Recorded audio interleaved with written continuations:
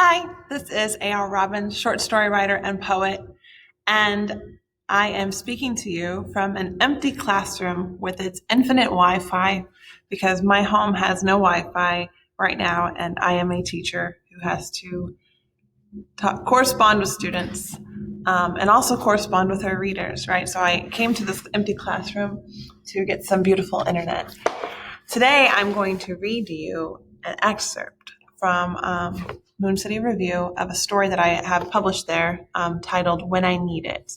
This is the second time Moon City Review has featured one of my pieces, and I'm very, very excited because there's just so many talented people in this journal. So, yeah, the story is titled When I Need It. It's about a girl who's suffering from some chronic pain, an emotionally abusive boyfriend. She's a college student and she's working on her thesis and she just hates it. And she's also trying to reach out to a man on Facebook whom she thinks might be her father, but we don't really know because it's awkward and strange. So, and meanwhile, the main events of the story is really that she's going to get some vegan food from a restaurant in her neighborhood. So I thought I'd read to you from when she's actually inside the restaurant. Because if you're like me, you're escaping the perils of remote learning, or you're escaping the perils of, isolation during a pandemic, and you want to go to a restaurant. Or maybe you don't. After listening to this piece, you might not want to actually go to a restaurant anymore. But anyway, so I thought that would be fun to kind of escape via fiction and go to a restaurant, because we haven't been able to do that in a while, right? I will warn you that anytime she's corresponding with someone via her phone, I use footnotes to kind of show that, to separate it out. I did that because, I like the physical relationship between the reader and footnotes. It reminds me of the phone. Like when you're on your phone, when you receive a text message on your phone, you have to pause what's happening in front of you and just correspond this way, right? And there's like two worlds. It's a similar situation with footnotes. When you're reading along, and then you see a footnote, you sort of pause what you're reading and pull away, and your head physically moves just like it would with a cell phone. So that's why I did that. But it was a risk because people like to skip footnotes. So if you're reading my story and you're skipping the footnotes, you're going to be confused. Don't do that. All right, so I'm on the bottom of page 220 in this gorgeous, gorgeous journal. And if you have your own, go ahead and follow along with me. And if you don't, then get one, okay? All right, and then you can read the rest of my story because I'm only reading an excerpt. It's kind of long. It's called When I Need It, just so you know, just in case you didn't catch that earlier. All right. From outside the restaurant, I can see the place is packed. I debate going inside. My stomach grumbles. I want this Satan. I enter the door and look around. This restaurant is the kind of place with those long communal cafeteria tables. So all I need to do is find an empty space. Nothing. I'll be fine. I can wait. I stand in line and fumble around the pockets of my laptop bag. Keys, wallet, phone. I pull out my phone and check Twitter. My notifications alert me to a recent tweet from My Cat is a Refugee. Footnote. What's your hottest Seinfeld hot take? I read the replies. Footnote. Elaine was a whore. The man in front of me smells familiar. Toothpaste? Aftershave? Something green? I read more replies. Footnote. I really found all the characters to be pretty flat. The show is appealing to the masses because the plot and characters are simplistic. Hello? I look up to a bright face. She's gorgeous, embarrassingly gorgeous. Dark hair with bangs, one of those manic pixie types, I guess.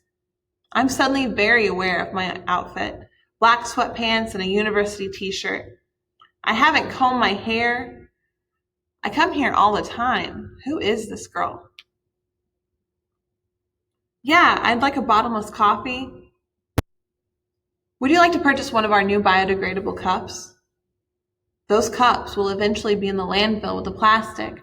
where the weight of the trash is so heavy that even the organic materials are cut off from the air, no oxygen, no way to break down.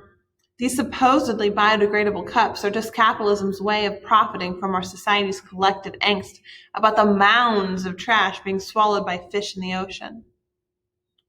I'm eating here.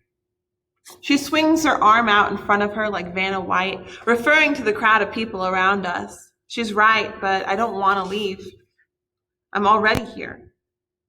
Serendipitously, a couple stands up to leave. I point at them and smile triumphantly. I'll sit there. The couple sees me pointing. The man stops. What's going on? He asks me. What? Nothing. Why were you pointing at me and my sister? My sister and me. I bite my lip.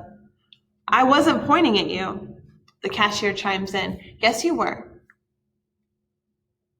What is it? The man smiles. He looks like someone who enjoys hurting people. Do I have something on my face? He asks. Seriously, just drop it. I was pointing at your table. It's really busy. How was your food? The cashier asks them. It was great, the man replies, still grinning at me. The awkwardness makes my throat close up, as if I were breathing in smoke. I can't tell if this conversation is my fault or his. My mom told me never to point. I guess this is why. My phone pings. Kelly, footnote. Yes, please. And one of those strawberry avocado drink things. I'll be home in less than an hour. Leaving early. Tell you about it when I get home. The man leaves with his sister while my head is down. I wait until they are gone before looking back up at the cashier. So, a bottomless coffee, the country fried Satan, and 2 chocolate croissants. I'll need 1 to-go container. Also, do you guys have a strawberry avocado drink? What do you mean? My roommate just texted me about this strawberry avocado drink. Is it like a smoothie? Do you guys have something like that? I don't know. I'm kind of new. Do you want me to ask my manager? I can feel the line groaning behind me. No, it's fine. That's all. That's it. That's $38.51. I have $157.48 in my bank account.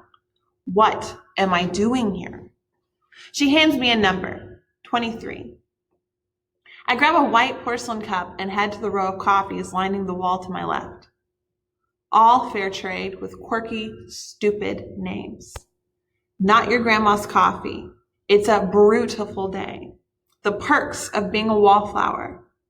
I read in an article that fair trade doesn't actually help poor indigenous people, and that the market actually attracts the lowest quality beans. I didn't understand the article, and I don't really understand how fair trade is supposed to work. I thought that the whole point was that you were getting beans that weren't picked by slave children. I guess there's more to it. There always is. I pour myself a cup of cool beans and top it off with half and half. I look over at the empty seats and see the dirty plate still on the table. I look down at my phone. A message from Jason. All right, that's where I'm stopping. There's more awkwardness that occurs in this restaurant. So if you like awkwardness, then go ahead and finish reading the story.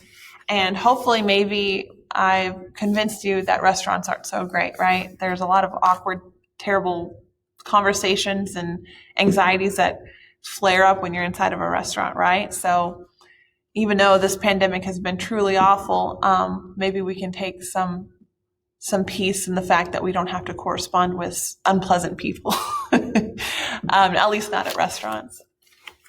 I hope that you are all staying safe during this chaotic time and staying well and enjoying the simple pleasures of reading and writing. And just have a beautiful day. Thanks.